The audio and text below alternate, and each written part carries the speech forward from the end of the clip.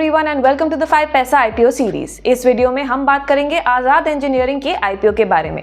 Company energy, aerospace और defence industries के लिए high precision forged and machined components बनाती है। चलिए वीडियो शुरू करते हैं, लेकिन उससे पहले हमारे YouTube चैनल को अगर आपने अभी तक सब्सक्राइब ना किया हो तो जरूर कीजिएगा to stay updated with the latest IPO as well as stock market news. सबसे पहले देखते हैं आईपीओ सिनॉप्सिस। ये इशू ओपन होगा 20 दिसंबर को और 22 दिसंबर को ये क्लोज हो रहा है।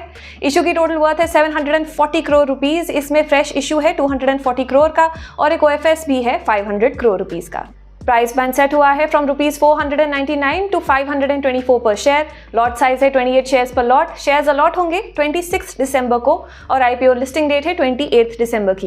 Axis Capital Limited, ICICI Securities Limited, SBI Capital Markets Limited and Anand Rathi Advisors Limited issue के बुक रनिंग लीड मैनेजर्स हैं।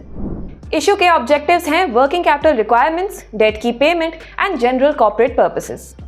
कंपनी की फंक्शनिंग अच्छे से समझते हैं। कंपनी 1983 में एस्टैब्लिश हुई थी और एनर्जी, एरोस्पेस और डिफेंस इंडस्ट्रीज के लिए ये high precision forged and machined components बनाती है। कंपनी की एक खास बात यह है कि क्रिकेट लेजेंड सचिन तेंदुलकर ने इसमें एक अनडिस्क्लोज्ड अमाउंट की इन्वेस्टमेंट की है। कंपनी टर्बाइन इंजन्स और दूसरे क्रिटिकल कंपोनेंट्स के लिए 3D rotating airfoil blade portions बनाती है। ये कंपोनेंट्स गैस, न्यूक्लियर और थर्मल टर्बाइंस में और defence and civil aircrafts and spaceships में यूज होते हैं। USA, China, Europe, Middle East और जापान में इनकी प्रेजेंस है। ये बोइंग और गल्फ स्ट्रीम जैसे मेजर एविएशन कंपनीज को अपने कंपोनेंट्स सप्लाई कर चुके हैं। इनकी 4 मैन्युफैक्चरिंग यूनिट्स हैं जो हैदराबाद में बेस्ड हैं। General electric, Honeywell international incorporated, siemens energy इनकी क्लाइंट लिस्ट में शामिल है। इंडस्ट्री पर नजर डालते हैं।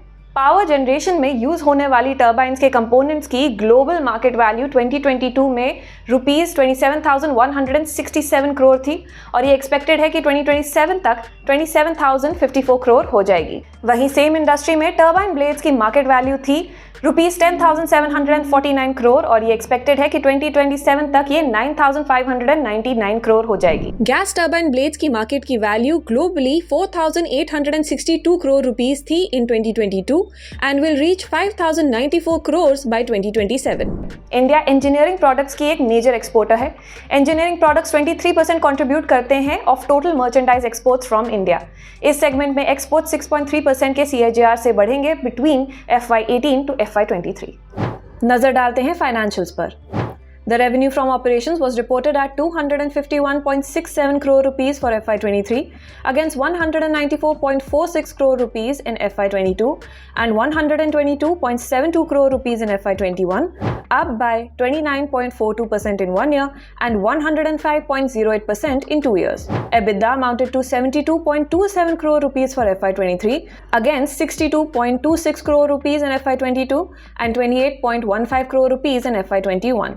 Up by 16.08% in 1 year and 156.73% in 2 years. PAT was marked at 8.47 crore rupees for FY23 against 29.45 crore rupees in FY22 and 11.50 crore rupees in FY21, down by 71.24% in 1 year and 26.35% in 2 years. Total assets for FY29 were reported at 589.20 crore rupees against 404.32 crore rupees in FY22 and 256.04 crore rupees in FY21, up by 45.73% in 1 year and 130.12% in 2 years. Share capital for FY23 was reported at 1.65 crore rupees against 1.51 crore rupees in FY22 and FY21, up by 9.27% in both years. Total liabilities for FY23 were reported at 385.22 crore rupees against 284.31 crore rupees in FY22 and 165.15 crore rupees in FY21, up by 35.49% in 1 year and 133.25% in 2 years. चलिए company से related कुछ strengths और risk के बारे में बात करते हैं। कंपनी की सबसे पहली स्ट्रेंथ ये है कि कंपनी अपनी इंडस्ट्री में काफ़ी वेल नोन है। ये अपने कंपोनेंट्स ऐसे OEMs को सप्लाई करते हैं जिनकी ग्लोबल मार्केट पेनिट्रेशन काफ़ी हाई है। इनके अपने कस्टमर्स के साथ लॉन्ग स्टैंडिंग रिलेशनशिप्स है। इनकी मैन्युफैक्चरिंग फैसिलिटीज़ काफ़ी एडवांस्ड है। इनका बिजनेस फाइनेंशियली स्टेबल है और प्रोमोटर्स एंड मैनेजमेंट टीम भी काफ़ी एक्सपीरियंस्ड है। चलिए रिस्क पर भी नज़र डालते हैं। ये एक हाईली कंपेटिटिव इंडस्ट्री में ऑपरेट करते हैं। The business is subject to changing consumer preferences. इनको बहुत स्ट्रिक्ट अग्रीमेंट्स फॉलो करने पड़ते हैं। कंपनी ने पास्ट में नेगेटिव कैश फ्लोज भी रिपोर्ट किए हैं। क्रेडिट रेटिंग में डाउनग्रेड बिजनेस को अफेक्ट कर सकता है। इनकी वर्किंग कैपिटल रिक्वायरमेंट्स काफ़ी हाई हैं।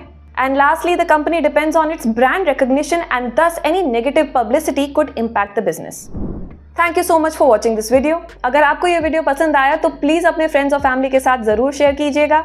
अगर आप इस IPO के लिए अप्लाई करने वाले हैं तो हमें कमेंट सेक्शन में ज़रूर बताएं। सी यू सून।